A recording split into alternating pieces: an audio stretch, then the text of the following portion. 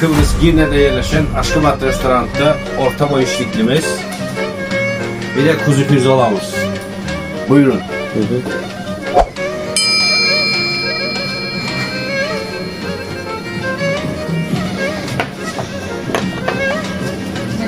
Evet.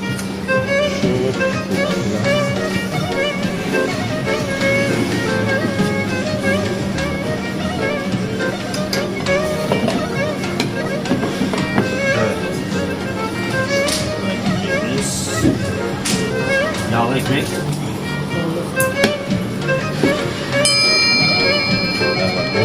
Naim Usta'nın elleriyle. Evet. Hadi bismillah. Peki. Naim Usta bakası ne bunun? Bunun bakası 1700 lira falan. Bak içine bak. 3-4 adamlık da ha bu? Evet 4 adamın bak içini görüyor musun? Dolu et.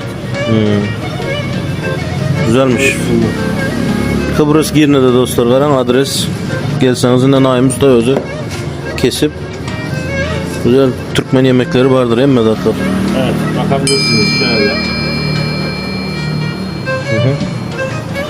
Afiyet olsun.